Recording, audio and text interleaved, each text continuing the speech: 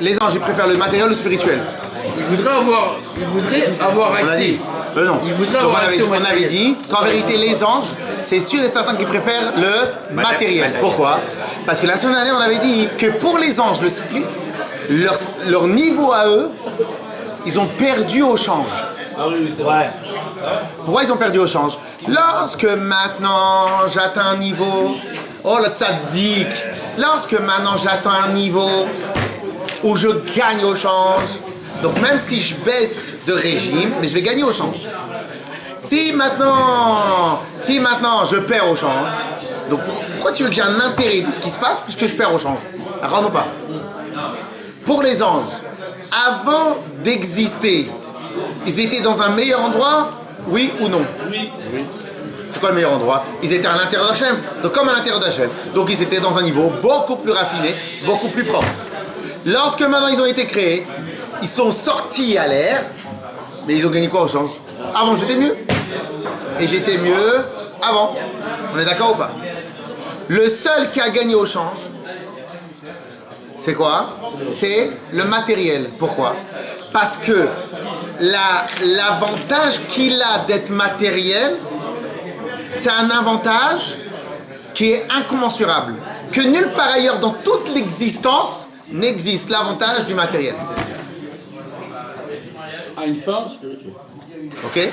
Un exemple plus simple.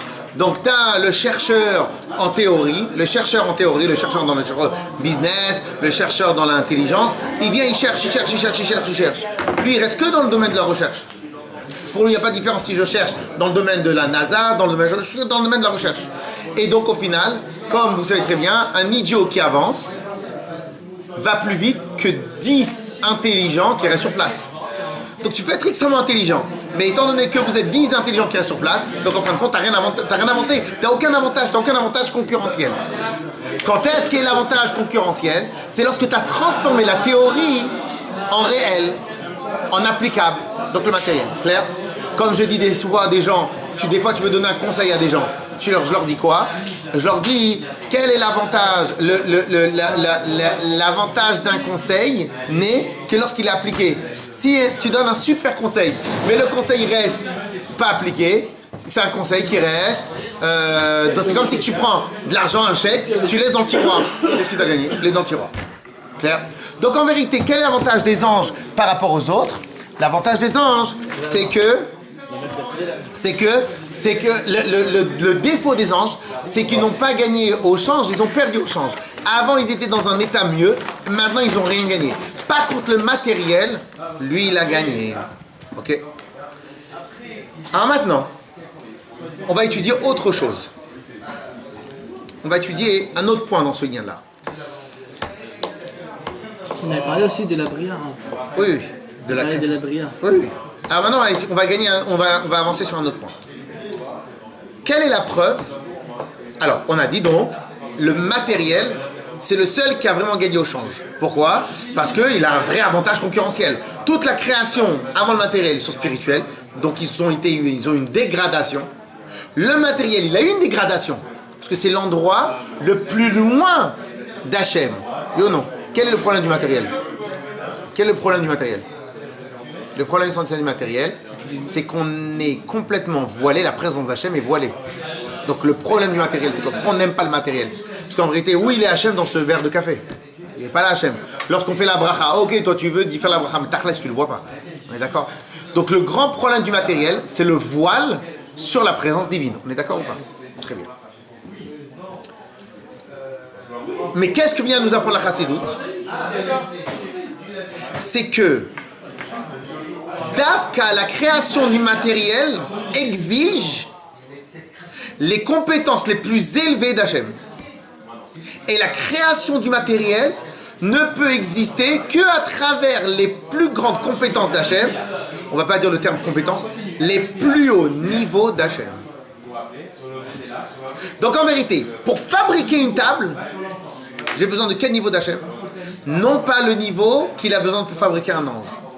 Non pas le niveau qu'il a besoin pour fabriquer le plus haut monde qui s'appelle Hatzilut. Ni pas besoin du niveau pour fabriquer Abriya, Yetzira, Asiya. Tous ces niveaux-là, ne sont pas fabriqués, on n'a pas besoin de la compétence du patron. La compétence du patron, elle est demandée uniquement pour le matériel. Okay. Pourquoi? Parce qu'on pourrait dire que là, tellement, pour réussir à fabriquer quelque chose qui est tellement loin d'Hachem, il n'y a que Hachem qui arrive à être quelque part et s'effacer de l'endroit où il est. Il n'y a que Hachem. Comme il n'y a que Hachem qui peut être quelque part et s'effacer de l'endroit où il est, le reste on ne peut pas. Partout dans les autres endroits où Hachem se manifeste, c'est des petits niveaux d'Hachem. Ça c'est en gros. Ok? Ça c'est en gros. Le rabbi va nous amener à une preuve de folie. Ok? Quelle est la plus grande gava qu'un homme il peut avoir? Le truc. Quelle est la plus grande gava qu'une personne il peut avoir? Ils disent que tout est grâce à lui. Oh, Khazak!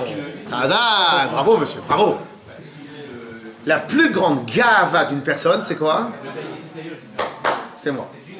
Le numéro 1 de la gava, l'orgueil, le numéro 1 de l'orgueil, c'est moi. Le numéro 1. C'est pour ça que chez les chassidim, même le jeu, il était interdit. Débrouille-toi. Dis-lui, fais ce que tu veux, débrouille-toi. Le jeu, il est proscrit. Parce que même si le jeu, c'est, comme vous connaissez l'histoire avec le Maguid de Mezrich, non pas le Maguid, avec des élèves du Maguid de Mezrich, c'est une fois, quelqu'un est parti chez son ami, les élèves du Maguid de Mezrich, c'était tous des géants, il tape à la porte. C'est qui? C'est moi. Comment tu dis? C'est moi. Pourquoi? Parce que l'autre, tu attends que l'autre, il reconnaisse ta voix. C'est moi. Il ne répond pas. C'est moi. Il répond. Mais c'est moi, il y a un quel. Il ne répond pas. Et à la fin, il n'en comprend pas. Tu me laisses dans le froid. Il lui dit, mais on était ensemble chez le Maguid.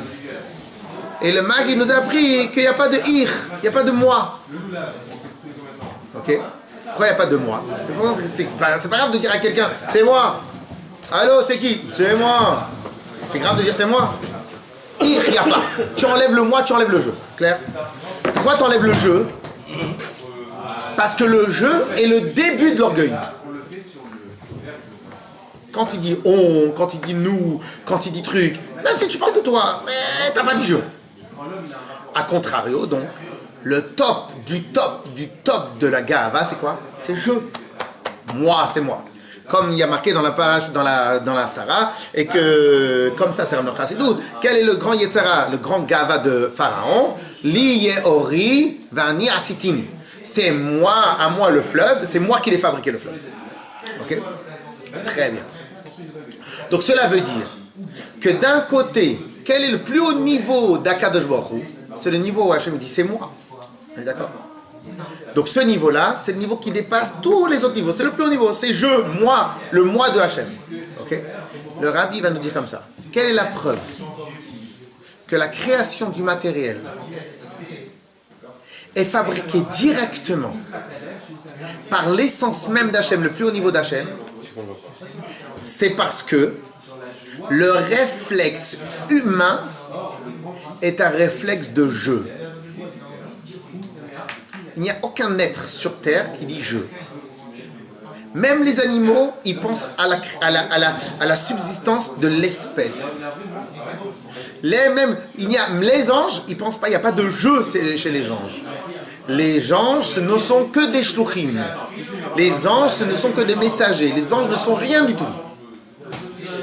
La seule créature sur Terre qui ose dire le je, c'est l'homme.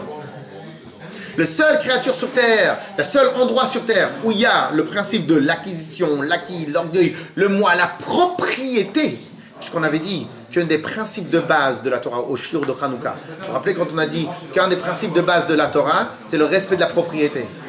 Pourquoi? Maintenant vous comprenez un peu mieux l'histoire. Comme la propriété est le grand Yetzirah de l'homme, et le grand Yetzirah de la création, c'est lorsque maintenant je considère que quelque chose est à moi, comme ça c'est le grand Yetzirah, donc tous les 10 commandements ils se focalisent sur l'union de la propriété. Pour te dire qu'en vérité, au final, pour que tu apprennes que la seule propriété c'est Hachem. Bien le rabbi nous dit, d'où tu sais que la création, un truc de fou, d'où tu sais que la création du matériel provient directement des plus hauts niveaux d'Hachem, parce que de la même manière que le top d'Hachem c'est quoi? Ani me'atzmuti. Alors je suis obligé de prendre une parenthèse. Le Rambam nous dit, dans le premier Ilchot de Mada, le premier Yesodot Torah, les fondamentaux de la Torah, il dit comme ça, quelle est la particularité d'Hachem? Tout est de lui, et lui ne dépend de personne. Ça, c'est la particularité de Dieu. Que tout est de lui. Si lui n'est pas là, il n'y a rien qui est là. Et si rien n'est là, lui, il est encore là. Dieu est le seul qui est totalement indépendant. Nous, on est tous interdépendants. Ça, c'est Hachem. Qu'est-ce qu'il a réussi à mettre dans nos gènes qui coulent dans nos veines? Un enfant, dès qu'il grandit, l'autonomie.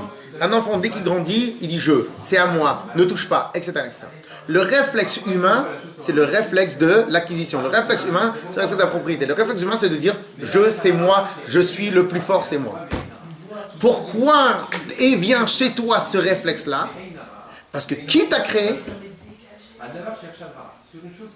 C'est celui qui est ça. Comme l'empreinte qui est, et c'est pour ça qu'il y a marqué que l'homme a été créé à l'image d'Hachem. Comme l'empreinte que Hachem t'a laissée, c'est l'empreinte du Créateur. Et le Créateur, c'est le seul qui dit « je suis de moi-même ». C'est pour ça que l'empreinte qu'il a laissée sur toi, c'est « je suis de moi-même ». Yes? Yes? J'espère que je me suis bien exprimé. Le rabbi, à part maintenant, il y a plein d'autres explications sur ce lien-là, il y a plein d'autres dans d'autres mamarim, mais je vais me concentrer sur ce que le rabbi dit. Le rabbi il dit ici, parce qu'il y a plein de choses qui disent la même chose, mais je préfère dire les mots du rabbi. Donc qu'est-ce qu'il nous dit le rabbi? Il nous dit, quelle est la preuve que le Etzem, l'essence de Dieu, se trouve Ikar Shechina Betartonim, l'essence de Dieu, l'essentiel de la Shechina, il se trouve dans le monde, ici dans le matériel. D'où c'est la preuve? La preuve provient de l'empreinte qu'il a laissée. Puisque l'empreinte qu'il a laissée est une empreinte de « je suis », puisque c'est le réflexe de tout le monde, on se bat toute la journée pour enlever notre orgueil. Okay? Donc puisque l'empreinte qu'il nous a laissée, vous savez, même dans l'informatique, dans les tableaux, tout, n'importe quel créateur, il a son empreinte. Une empreinte que tu peux reconnaître la nature du créateur, la nature de la personne, la nature. Dans tout ce qu'on fait, on lance une empreinte. Que tu veuilles ou que tu veuilles pas. Comme l'empreinte de ce qu'il a laissé Dieu, c'est une empreinte où on a tous un réflexe de je suis. Cela veut dire que qui est notre créateur? C'est je suis. Le créateur des anges, c'est pas je suis, c'est Atzilut, Bria, Yetzira, Sovev Kolalmin, d'autres niveaux de Kabbalah qu'on va étudier après. Mais c'est pas l'essence. L'essence, c'est Ikar Shechina, c'est l'essentiel d'Hachem. L'essentiel d'Hachem, la pensée d'Hachem, elle se trouve là. Ok? D'où tu sais que l'essence d'Hachem se trouve dans ce monde-là? La preuve, tu la tires d'où? De ta réflexe à toi naturel. Le réflexe d'un être humain, c'est de dire les mêmes mots que Dieu, lui, il les mérite. Ki gaoga, comme ça est marqué dans Rashi. C'est quoi Ki gaoga asus verochvor amavai. Rashi nous dit, parce qu'en vérité, parce que Hachem, c'est le seul qui peut dire, c'est moi qui fais les choses. Quand quelqu'un, il se la joue parce qu'il a gagné plein d'argent, et tout ça, il se la joue. Ah, je suis bon dans le business. Mais en vérité, c'est un fou. Parce que les routes, c'est lui qui les a fait. Les télécoms, c'est lui qui les a fait. Les infrastructures, c'est lui qui les a fait. Système informatique que tu utilises, c'est toi qui l'as fait. Qu'est-ce que tu as fait, toi? Tu as utilisé tout ce que les autres ont fabriqué et tu as juste passé un coup de fil à lui. Tu dis, est-ce que tu veux acheter cette voiture? Et tu es content quand tu l'as vendue. Et tu crois fort parce que tu as vendu. Espèce de fou. Surtout le système, même l'électricité qui alimente ton téléphone portable, c'est même pas toi qui la fabrique. Même le fil, c'est pas toi qui l'as fabriqué. T'as fait quoi, toi? T'as pris tout ce que les autres ont fabriqué, t'as passé un appel. C'est tout ce que t'as fait. Par contre, Hachem, qui gaoga, lui, mérite vraiment les louanges. Pourquoi? Et il fait tout jusqu'à la fin. Donc, ça veut dire, toi, en vérité, dans ta grande route spa, tu as le réflexe de dire « je suis bon », alors que tu fais rien. D'où tu apprends ce réflexe-là? Ce réflexe-là, tu l'as parce que Dieu, il a laissé une empreinte à l'intérieur de toi. C'est quoi l'empreinte qu'il a laissée? Comme lui, il est le seul qui gaoga, qui peut vraiment dire « je suis », et c'est lui qui s'est investi dans ta création, il a laissé un peu de ses gènes à l'intérieur de toi. Les gènes absolus d'Hachem, c'est qui gaoga, je suis celui qui est, je suis le fabricant de tout, je suis le début et la fin de tout. Donc lui, c'est parce que c'est le Emet chez lui. Comme il t'a créé à son image, c'est lui personnellement qui s'est investi dans ta création, dans la création du matériel. Donc il a laissé à l'intérieur du matériel, c'est un peu de ses gènes à lui. Et comme grâce à cette logique humaine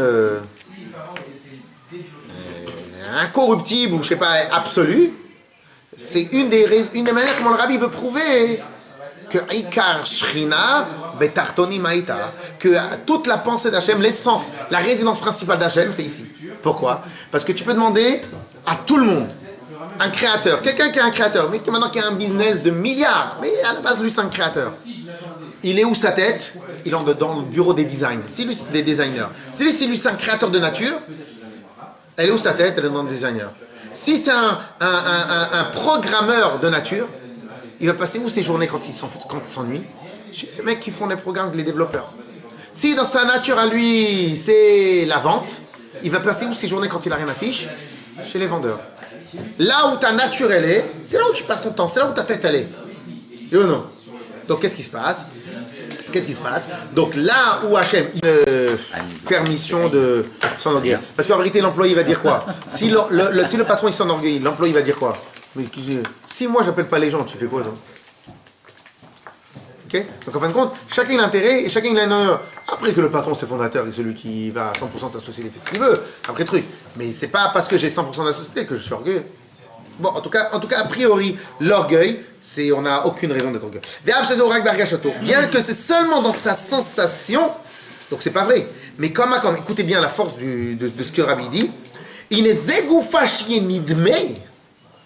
le fait qu'il a cette sensation, qu'il a cette imagination, d'où moi je peux avoir un réflexe. Vous savez, une des choses, et je dis tchic-tchac, une des choses, comment certains rabbinim, ils voulaient prouver que Dieu existe, on n'a pas besoin de ça, mais c'est comme ça, ils disaient le fait d'avoir inventé la notion de Dieu.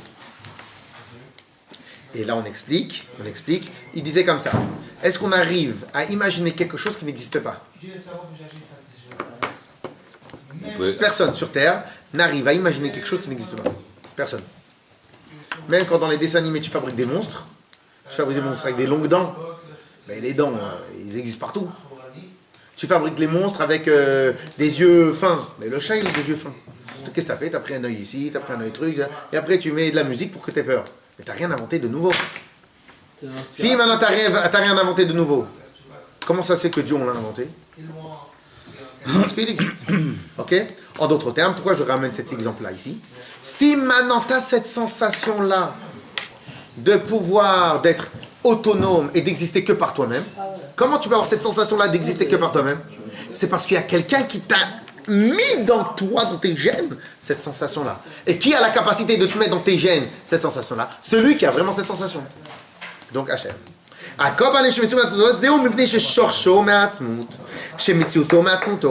que nous-mêmes, notre racine et notre enracinement et notre source, elle provient de Dieu, que Dieu, il existe de par lui-même, il a besoin de personne.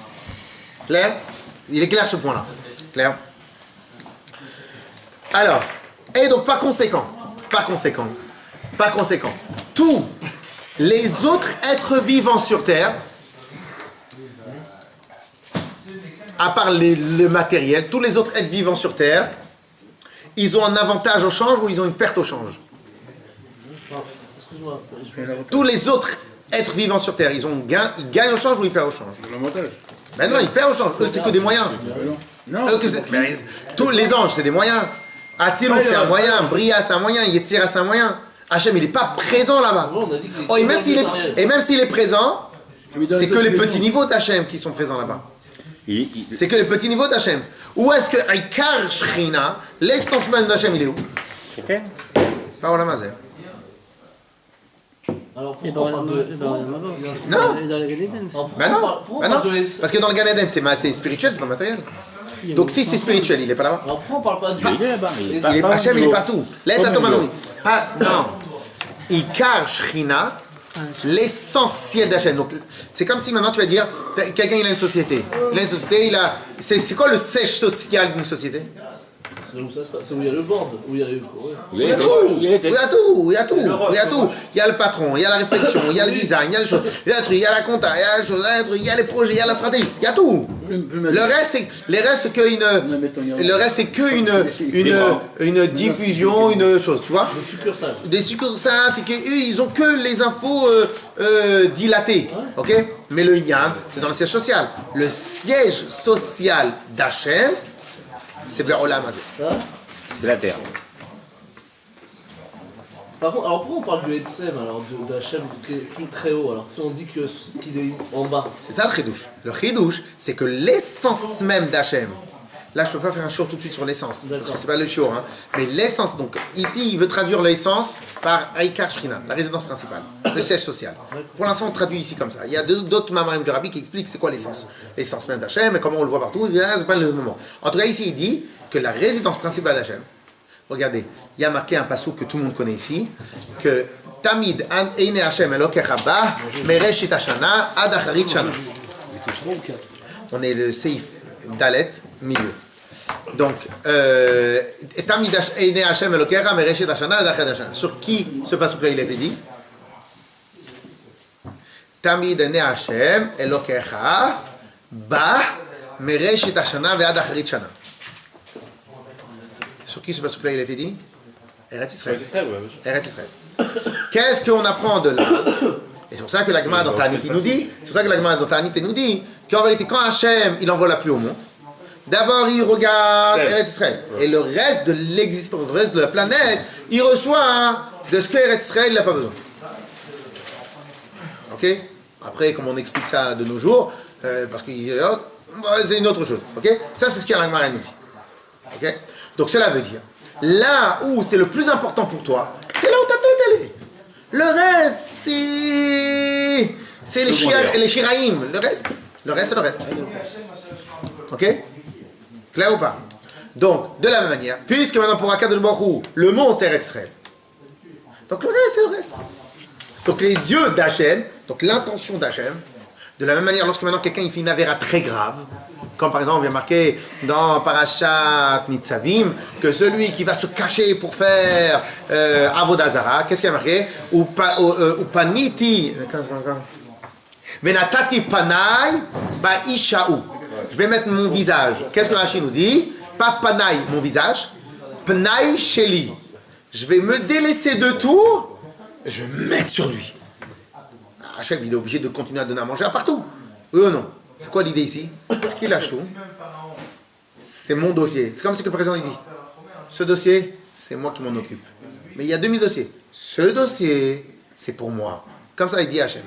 Dans la création, sur toute l'existence, Dieu il dit ça que sur le matériel. Donc il est où Aikar Shrina? Il est où la tête d'Hachem? C'est-à-dire? Donc la résidence principale d'Hachem, c'est où? C'est que dans le matériel. Donc ça contredit tout ce qu'on a pu apprendre surtout. On croyait que les anges c'est mieux. Laisse tomber. Les anges c'est un moyen, donc ils se perdent au change. On croyait que le Gan Eden c'était mieux. Laisse tomber. On croyait que le Gan Eden à Tartan c'est mieux. Laisse tomber. Il n'y a rien qui est mieux. Le seul endroit qui est excitant dans toute la création, Olam Hazeh. C'est pour ça qu'il y a une parabole. Donc en fin de compte, on est en train de se taper pour aller Ah oui. au Gan Eden, mais enfin. Le Gan Eden. Ça sert à rien. Le Gan Eden. L'important, c'est On lutte pour rien, quoi. On reste là, c'est mieux.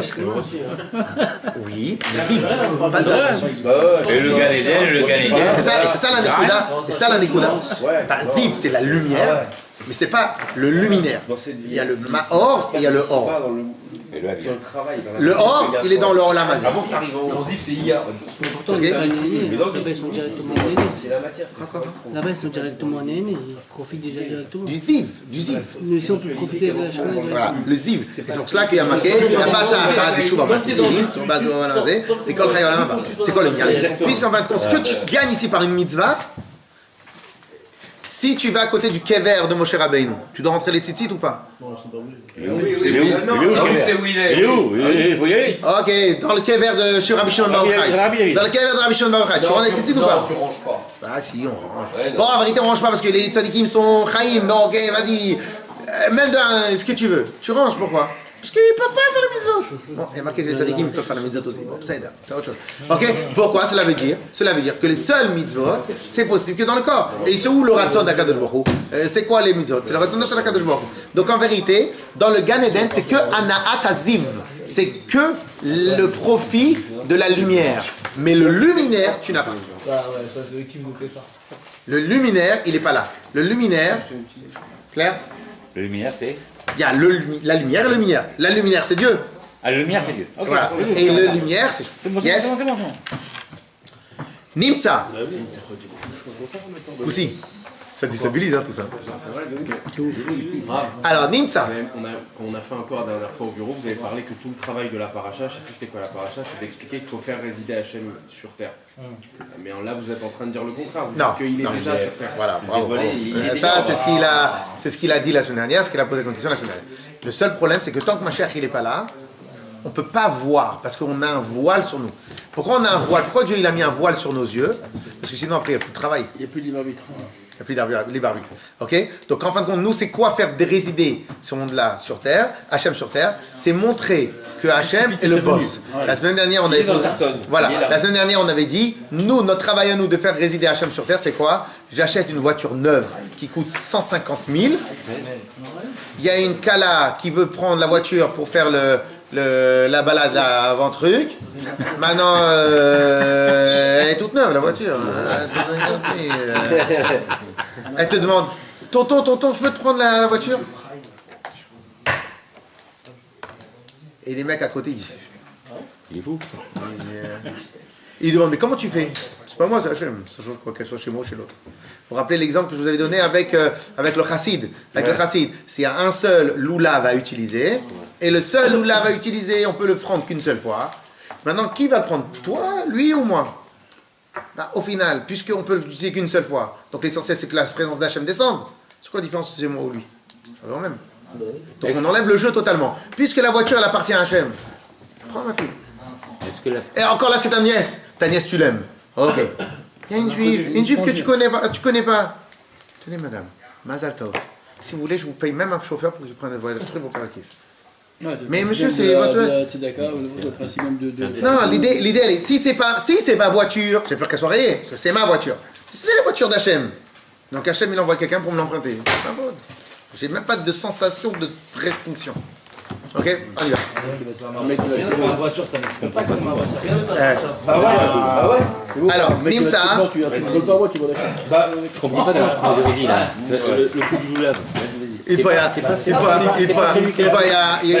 un arabe, il y a quelqu'un, il avait besoin de voiture. Il y avait un copain à lui qui avait une grosse voiture. Une belle voiture, une très grosse voiture. L'arabe ne voulait pas tourner avec. Il ne voulait pas qu'il lui prenne la grosse voiture, il voulait qu'il lui prenne l'autre, la petite voiture. Maintenant l'autre, le tzaddik, l'autre, qu'est-ce qu'il fait? Moi, j'ai pas à prendre moi la grosse voiture et laisser le rab la petite voiture. Donc il lui donne pas la voiture. Et donc au final, l'autre, le rab, il a voulu dire non. Et après, enfin, il n'a pas compris pourquoi lui, comme il a l'habitude d'être toujours en grosse voiture, il ne comprend pas pourquoi il ne veut pas prendre la grosse voiture. C'est normal que ça soit la chose. Tu vois? Donc en fin de compte, ce tzaddik-là, il avait une belle voiture. Il s'est dit, mais c'est pas pour moi la grosse voiture, c'est pour. Okay. Alors, Veinimtsa, Mouvan, Shakavana Me'abria. Et de là, on comprend que la kavana dans la création, la pensée de la création, allez, on se coupe. Et donc tous les autres services de la grande société qui brasse des milliards, tous les autres services, Eina Bishvil, elle n'est pas dans le but de Olamot Elyonim Shinyanim Giluim. Elle n'est pas pour les mondes célestes. Pourquoi? Parce que les mondes célestes, c'est pas de la création, c'est du dévoilement. C'est du matériel. C'est du dévoilement. La création, la créativité, la création, elle est dans ce monde-là. Toute la raison d'être de la création, c'est dans ce monde-là.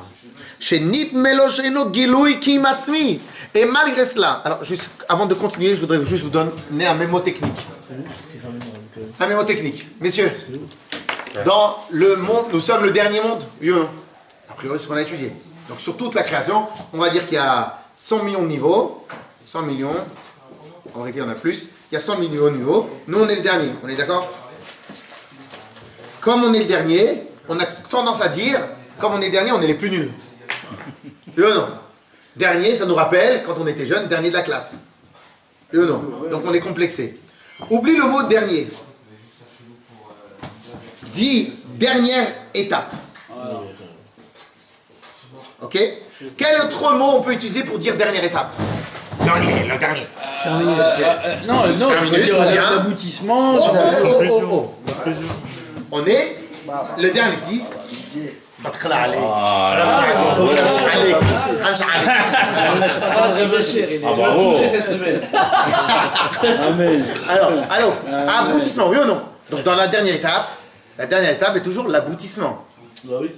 Dans l'aboutissement, t'as quoi? Bou, t'as bou. But. Là, vous. Donc quel est le but de tout? Donc si maintenant le but il est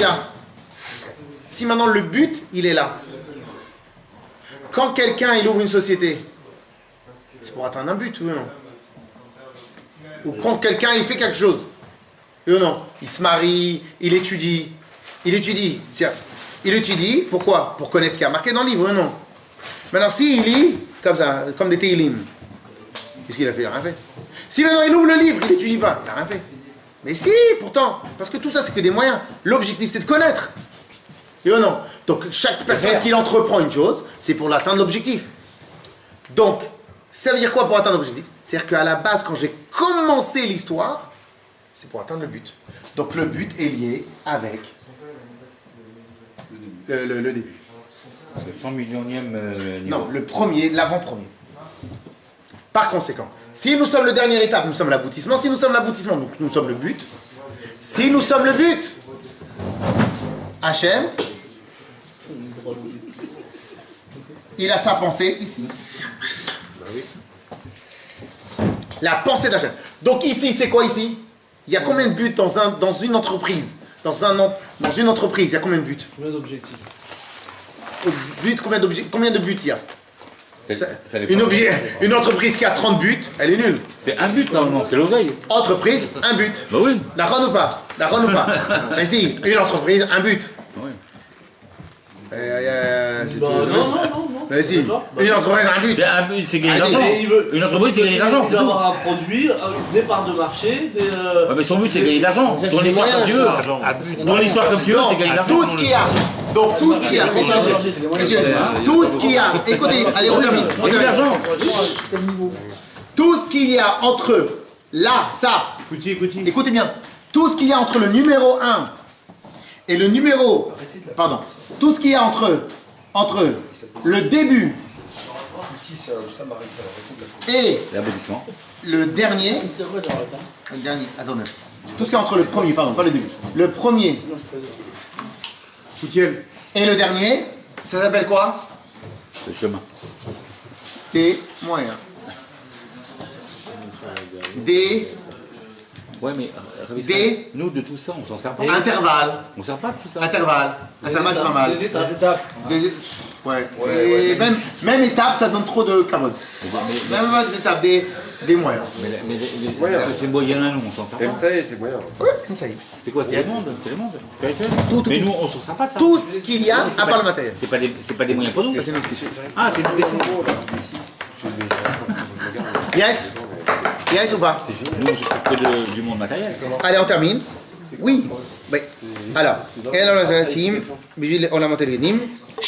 pour vaincre quelqu'un, il faut utiliser ses armes. Tu veux vaincre quelqu'un sans utiliser ses armes, tu n'as aucune chance de le gagner. C'est pas que peut-être tu vas le gagner, tu n'as aucune chance de le gagner. Et ça, c'est un des problèmes que les pays français se retrouvent quand ils ont des gens d'autres pays, où ils n'ont pas les mêmes règles, que ce soit dans le business, que ce soit dans le monde, etc., que tu veux te comporter avec les gens qui viennent de d'autres pays, tu veux te comporter normalement, etc. Mais eux, ils savent pas, dès que tu es gentil, c'est un signe de faiblesse. Chez eux, ça n'existe pas de la gentillesse. Donc tu ne peux pas jouer, tu es obligé de te comporter presque comme eux. Ok? Donc de la même manière. Si maintenant, ok, ça c'est donc, je ne peux vaincre quelqu'un que si je parle avec les mêmes armes que lui. Si je ne parle pas avec les mêmes armes que lui, je ne peux pas vaincre quelqu'un. Quelle est pas le Yetzer Hara, quelle est la structure mentale? Le terme, il n'est pas bien utilisé, j'espère que vous allez comprendre. Quelle est la structure de nos mondes à nous, que nous sommes en train de vivre aujourd'hui? À l'époque du Rabbi, ça avait largement commencé, ok, spirituellement. Et plus on avance, plus c'est ni spirituel, c'est absolu. J'ai compris. Ouais. Tu vois, je vais dire maintenant. J'ai dit. Non. Quelle est la structure du Yetzer Hara, la structure du Yetzer Hara, et que cette structure-là, elle a atteint absolument toutes les zones, les cases, les couches de toute la création. Elle a son apogée. Vous savez c'est quoi? C'est la folie. La folie. La base de la logique du Yetzer Hara, c'est la folie. La base de la logique du Yetzer Hara, comme le Rabbi ramène dans le premier mamar qu'on avait dit qu'il avait fait, Ruach Shtut. Un des grands principes de la Chassidut, c'est Ein Adam Over, c'est la Gemara qui le dit, mais on le ramène dans le Chassidut. Ein Adam Over Avera, Eila Imkein Nichnas Bo, Ruach Shtut. Qu'est-ce que ça veut dire cette phrase-là? Une personne ne fait de Avera que s'il a eu un vent de folie. Ça veut dire quoi cette phrase-là? C'est pas de sa faute. Si, c'est sa faute. La folie, c'est du détail. Ça veut dire, là je dis la logique de base. Ça veut dire qu'une personne ne fait une bêtise que si le roi Shtut, que si il a un vent de folie. Le mot vent de folie dans le Chassidut, c'est quoi? Tu as eu un voile qui t'a caché la vérité. Je vais vous donner un exemple. C'est quoi un voile qui cache la vérité? Tu prends quelqu'un qui a pris 2 bouteilles de vodka. Son jugement, il va être complètement faussé. Pourquoi? Parce que l'alcool va lui amener un voile sur son discernement. Le job du Yetzer Hara, c'est d'amener un voile sur notre discernement. Qu'est-ce qui va te faire croire le Yetzer Hara? Comme il y a marqué dans le Midrash, au début de Paracha de Bereshit, il y a marqué que le Yetzer Hara, il te fait quoi? Il te fait croire que la Avera que tu t'apprêtes à faire, alors, c'est une mitzvah sparade, il y a marqué aussi comme ça dans la Gemara, il te dit quoi? Il te dit que si tu la rates, cette Avera-là, jamais sur terre, tu pourras goûter ce que tu vas rater. Là, si tu la rates, là, cette Avera-là, plus jamais ta vie, tu pourras la réussir. Comme toi, pour toi, c'est un one-shot. Alors que c'est tous les jours que tu le fais, hein. C'est tous les jours que tu as la possibilité de faire. Comme ça, donc qu'est-ce qu'il te met, il t'enlève la capacité de discernement. Il croit que si tu n'as pas répondu maintenant sur la Lashon Hara, le monde va s'écrouler. Il croit que si maintenant tu n'as pas goûté ce truc-là, c'est fini. Le monde va s'écrouler. Donc à ce moment-là, qu'est-ce qui te fait croire le Yetzer Hara? Il te fait croire qu'à ce moment-là, donc il t'a amené un vent de folie. C'est-à-dire, c'est quoi? C'est quoi le vent de folie? C'est Ruach Shtut. Sat Midarke Atzniut. Il est venu et il t'a détourné du chemin. Donc tu ne vois plus le discernement. Tu ne discernes plus tel que c'est le Hémet, mais tu discernes avec ses paramètres à lui. Donc il t'a changé les paramètres. Ce Ruach Shtut, il n'est pas que dans le Yetzer Hara spirituel. Le Ruach Shtut, aujourd'hui Davka, plus qu'avant, il est dans toutes les couches, de toutes les zones de la société, de ta vie, de tout. Aujourd'hui, un exemple tout simple, un téléphone et parler sur Facebook est plus important que ce que ton enfant il va te poser comme question. Il y a un grand homme d'affaires qui est connu, on va pas parler de lui, pour Stam, et un juif religieux et tout, etc. Et que, bon, dans sa situation à lui, il peut se permettre, on va dire, et il a dit... Maintenant, j'ai enlevé le smartphone, même moi, alors qu'il travaille que dans les nouvelles technologies, même lui, il a enlevé, pourquoi maintenant? Quand est-ce qu'il a Nafal à Simone? Quand est-ce qu'il a commencé à comprendre cela? Lorsqu'un jour, et en plus Blainara, il a des enfants, il est millionnaire, en plus il a des enfants, quand est-ce qu'il a commencé à comprendre que la folie qu'il lui avait habité? C'est lorsqu'il était en train de travailler sur Facebook, sur un chose, je sais pas quoi. De travailler sur son ordinateur. Et il y a un enfant qui est venu lui poser une question. Deuxième question. Et c'est bon, après. Et à la fin, l'enfant, il est parti comme ça. Il s'est dit quoi? Nous, on considère nos enfants comme la prunelle de nos yeux. Et tu es en train de faire un truc que tu peux faire tout à l'heure. Mais ton enfant, ce qu'il a besoin maintenant, c'est maintenant et pas demain. Donc tu es en train d'inverser Chaye Sha'a, Chaye Olam pour Chaye Sha'a. Tu es en train d'inverser ce qui est le plus important dans ta vie pour quelque chose de totalement éphémère. Ouais. Au passage, il y avait quelqu'un qui m'avait parlé du Rav Shalom Messas, je ne sais pas si vous connaissez, qui était avant à l'époque le Av Beddin de Yerushalayim, un très grand reconnu de tout le monde, et aussi pour ses grandes midotes. Il m'avait dit que lui le connaissait bien parce que c'était un cousin éloigné, etc.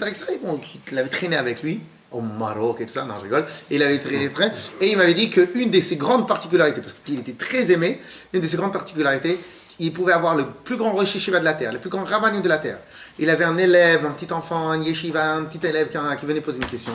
Il prenait son temps avec lui. Quand il terminait, il parlait au grand. Pourquoi? Vous pouvez attendre. Vous pouvez attendre, vous savez, reculer, prendre du recul et attendre. Lui, maintenant, tout de suite, il a besoin de sa réponse. Ok? Donc il savait, ma comme ok? Et donc qu'est-ce qui se passe? Et nous, on est capable d'inverser totalement Chaye Sha'a pour Chaye Olam. On prend la vie éternelle et on la met dans une vie éphémère. Et qu'est-ce qui fait le Yetzara? Qu'est-ce qu'ils font ce téléphone, cet appareil? Qu'est-ce qu'ils font tous ces trucs-là? Ils nous changent totalement tous nos paramètres de réflexion. Donc en vérité, j'y avais jamais pensé. Ce que le Rabbi il a dit en 1951, c'est encore plus d'actualité aujourd'hui. Et donc, une des choses que le Rabbi il a donné, une des choses que le Rabbi il a dit, c'est que nous devons, que le Avodat Hashem de nos jours, il est la force est à Shtut de l'Umadze, Beshtut de Gdusha. Transformer la folie du monde en folie de Gdusha. En d'autres termes, le Rabbi va dire, notre job pour la 7e génération, tu oublies tous les paramètres habituels, tu dois vivre en mode folie furieuse dans le service de Dieu. Tous les paramètres équilibristes de funambule, laisse tomber, ils sautent. Et je vais vous donner une preuve tout simple.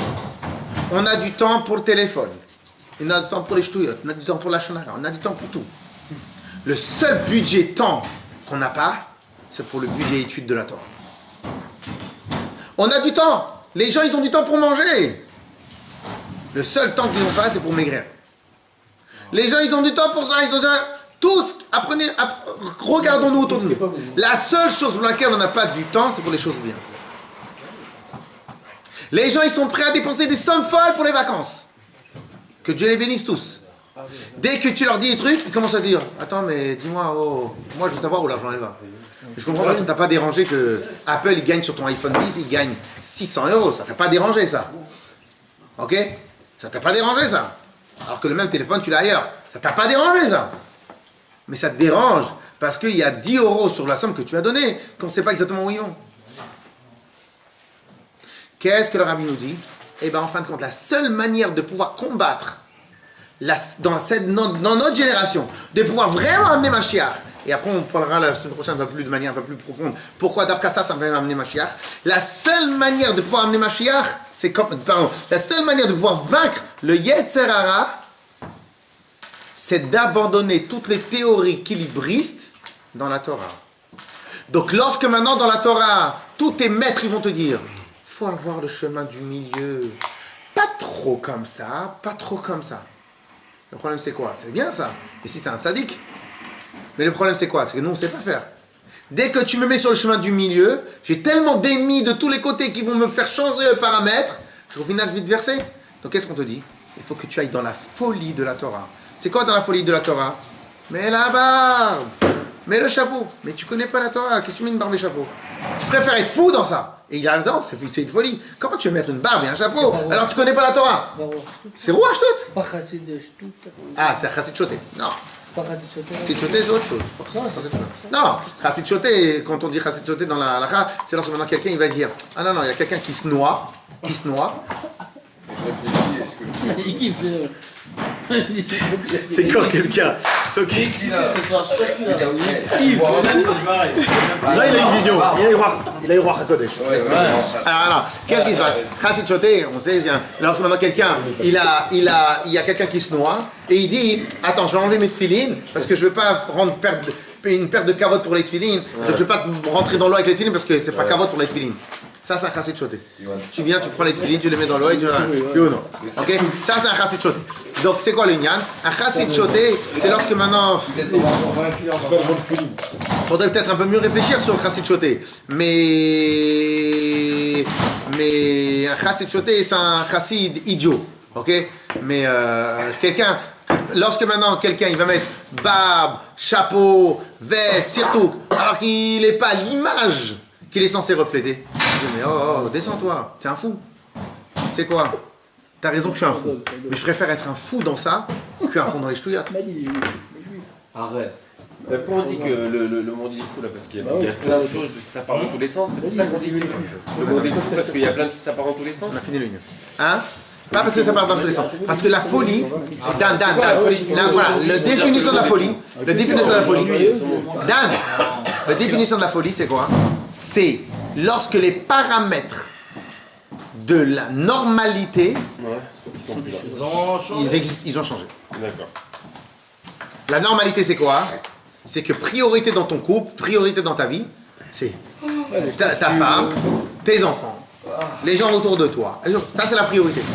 Quand ta priorité, c'est de répondre à quelqu'un sur Facebook, une personne que tu connais pas, et qu'elle te prend du temps, et que pour quelque chose qui ne sert à rien, et que l'importance, elle est absolument que éphémère, et dans les coachs, quand ils vous apprennent à gérer le temps, ils vous font un tableau. C'est quoi le tableau? C'est urgent, important. Allô, urgent, important. Ok? Et les gens, ils confondent tout le temps urgent et important. Urgent, c'est quoi? Attends, passe-moi du sel là, parce que je suis en train de manger. C'est absolument urgent. Parce que si tu termines le plat avant d'avoir mis du sel, tu ne pourras pas le remettre, le sel. Donc c'est absolument urgent. Niveau importance, absolument nul. Absolument aucune importance sur Terre de prendre un repas avec sel ou sans sel. Quoi qu'il arrive, tu seras en bonne santé. Et peut-être c'est mieux que le sel qu'il n'y ait pas du sel. Donc c'est absolument urgent, mais absolument sans importance. Et le mode de consommation d'aujourd'hui, il a totalement donné priorité à l'urgent sans importance. Tu donnes priorité à l'écran de ton téléphone, mais c'est pas important si ton fils il tombe par terre. Tu donnes importance tu donnes importance à ce que ton fils ou tes enfants, ils vont pas te casser la tête parce qu'ils ont pas de dernier téléphone. Donc tu vas prendre l'importance si tu vas arrêter le téléphone. Il y a 20 ans, 30 ans. Avant qu'il y ait Internet, tout ça. Parce que ça c'est... Non, c'était la même chose. C'était la même chose. Mais dans un autre domaine. Oui, mais par exemple, je te donne un exemple. Quand tu étais en Russie, qu'il n'y avait pas de quoi manger. Surtout toi. Donc là, quand tu étais en Russie, qu'il n'y avait pas de quoi manger, tu pouvais donner tu ne vivais que dans l'important, dans l'urgent et l'important. Donc on pourrait très bien expliquer le lien du Rabbi, c'est quoi? C'est quand tu es dans une époque où il n'y a pas de quoi manger. Donc tu ne peux jamais confondre l'importance, l'urgent et l'importance. Tu ne vis que dans l'urgent qui est aussi important et dans l'importance qui est urgent. La seule chose que tu peux te tromper, c'est qu'en fin de compte, l'essentiel, l'urgent, c'est la Torah, l'urgent, c'est l'important, c'est la Torah et les mitzvot, et l'urgent, c'est la Torah et les mitzvot. Ok, mais la vérité, le Yetzara que tu as en face, c'est un Yetzara, on va dire, normal. C'est normal que tu t'inquiètes de savoir qu'est-ce que tes enfants ils vont manger. Donc c'est urgent et important. C'est quoi à l'époque Plus tu augmentes dans la parnassa, et à l'époque du Rabbi, en 1950, les gens ils commençaient déjà un peu mieux vivre en Amérique.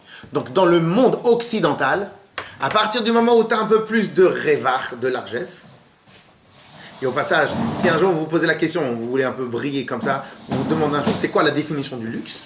La définition même du luxe, c'est tout ce que tu n'as pas besoin.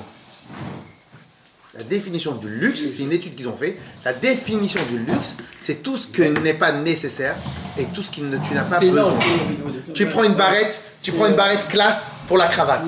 Ok? Ça fait classe, ça fait luxueux. Mais t'as pas besoin de la cravate. T'as pas besoin. Ok? C'est la fabrication et la matière utilisée qui font oublier ce pourquoi l'objet a été créé. Ok?